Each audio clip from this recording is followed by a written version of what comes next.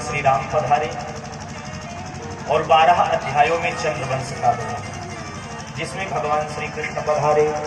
अथातश्रूयतां राजन् वंशः सोमस्य पावन यस्मिन्नैलादयो भूपाः कीर्त्यन्ते पुण्यकीर्तयः। हमारी मेहनत। तो सोमवंश में भगवान श्री कृष्ण पधारे। भगवान नारायण के नाभि कमल से ब्रह्मा का जन्म और ब्रह्मा के पुत्र हैं अत्रि, और अत्रि के यहाँ चंद्रमा का जन्म हुआ, इन्हीं से चंद्रवंश चला। इनके यहाँ बुध का जन्म हुआ और इनके पुत्र हुए पुरुरवा।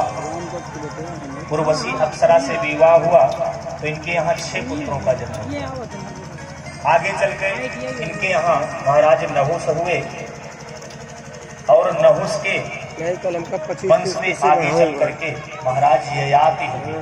ययाति के 5 पुत्र हुए और जो बड़े पुत्र थे यदु, उनसे यदुवंश चला, और छोटे पुत्र थे पुरु, यहीं से पुरुवंश चल गया परीक्षित, और पुरुवंश में तुम्हारा जन्म हुआ। यदु वंश में आगे चल करके जो राजा हुए देवमीन, अजमीन, सूरसेन के पुत्र हैं आनक दुर्लभी, उन्हीं के यहाँ भगवान पधारे और लीला संवर्ण करके निज धाम गए। इतना कह करके सुखदेव जी चुप हो। परीक्षित ने कहा महाराज 1 मिनट में आपने कथा समाप्त कर दी। अरे जिसका चरित्र सुनने के लिए मैं इतना लालायित हूँ कि विस्तार से सुनूंगा, इसलिए उनका चरित्र विस्तार से सुनाओ। कथितो वंश विस्तारो भवता सोम सूर्ययो काव्याम चोभय वंश्यानां चरितम परमाद्भुतम्। इसलिए महाराज उनका तो उपकार हमारे परिवारी जनों को। अरे आप विचार करिए कितना बड़ा युद्ध होने जा रहा था, बड़े बड़े मगरमच्छ उस समुद्र में थे, युद्ध रूपी समुद्र में पितामह द्रोणाचार्य कृपाचार्य, कितनी तिमिंगल मछलियां थी, लेकिन इतने बड़े समरांगण को, सागर को भगवान गाय के खुर के समान पार करा दी। पितामह में समरे मरंजयी देव व्रताद्या स्थिरतैस्तिमिंगिलैः दुरत्ययं कौरव सैन्य सागरम कृत्वा तरनवत्सपदं स्मयत्प्लवा। और जिसने कुक्ष में आकर के हमारी रक्षा की, ऐसे प्यारे प्रभु की लीला आप ऐसे झटपट सुना दिए, विस्तार से सुनाइए। जुगोप कुक्षिम गत आत्र चक्रो।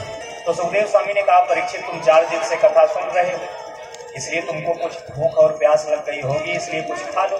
परीक्षित ने कहा महाराज आपके मुख से निकला हुआ ये जो अमृत मैं पान कर रहा हूँ, तो इस अमृत को पान करने के बाद भूख और प्यास कुछ नहीं लगती, इसलिए पिबंतम तन्मुखां भोजच्युतम हरि कथा।